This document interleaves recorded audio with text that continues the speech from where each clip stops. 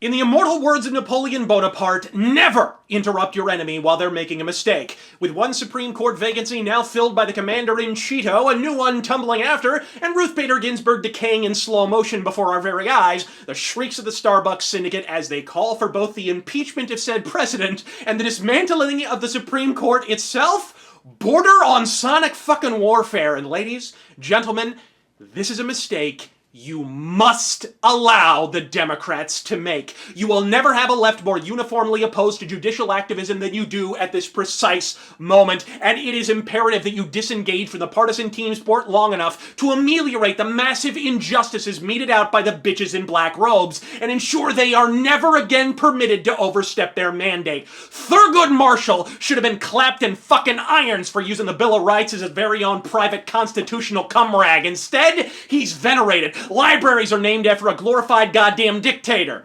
But enough about FDR. Ditto for the damn Warren Court, by the by. Yet these yawning ass canyons not only weren't debenched into oblivion, which is Congress's fucking job when the Supreme Court legislates from the bench, by the way, they were permitted to serve to a ripe retiring age so every second middle school could bear their odious nomenclature. It's not about stacking the court with righties, gang. It's about gutting that goddamn court so you never fucking have to again. The Supreme Court remains not only insulated from anything resembling electoral oversight, but far and a fucking way it remains the branch of government answerable to virtually nobody. And before anyone fires back with, we can't elect Supreme Court justices, that would make them politicians, beholden to the machine, man. First, the fuck off, Tommy Chong. Most states already do. And second, if the goal was to avoid the court being seized as an engine of arbitrary political purposes, maybe part your bloodshot eyelids there, MJ Magoo. It already fucking is! CNN are literally breaking out the electoral abacus to discern precisely how many left-wing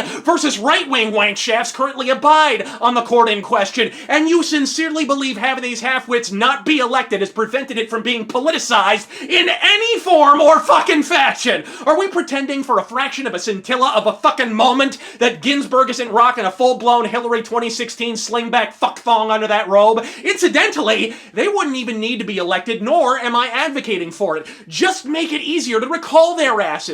Whatever you do, don't leave it up to the limberdick losers in Congress. They've never come within a contour of debenching a judge in 2.5 centuries, so at this point, I think it's safe to say when it comes to carrying out the basic function of policing the court, Congress are softer than Clay Aiken at a titty bar. But what do we do, Razor Fist? I'll tell you exactly what. You take this opportunity, you ally with the left, and you lop the black robes' balls off till they barely have the authority to drop a goddamn gavel on a litter bug. Then you light a ciggy and you shuffle the fuck off into the distance, because in the long run, more than any DOJ corruption, more than the FBI, the CIA, the NSA, or the YMCA, that is precisely what will be required to save this country from self-immolation. They crown themselves kings for going on a goddamn century, and if you kneecap them now, you have the best chance in recent memory to redress the destructive influence of the activists who've annihilated this country from the bench low these many moons, my friends. The next time you hear one of these cucks caterwauling about how abortion rights are in mortal peril, point out the most liberal member of the Supreme Court, Ruth Bader Ginsburg, once dropped a dissertation on how Roe v. Wade was not only illegal,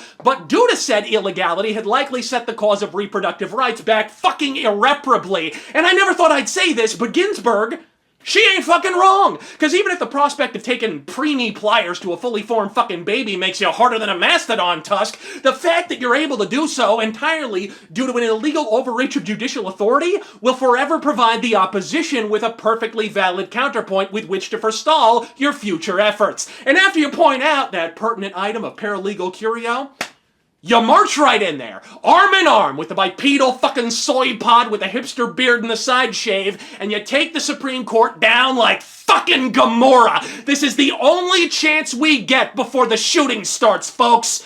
Don't fucking miss.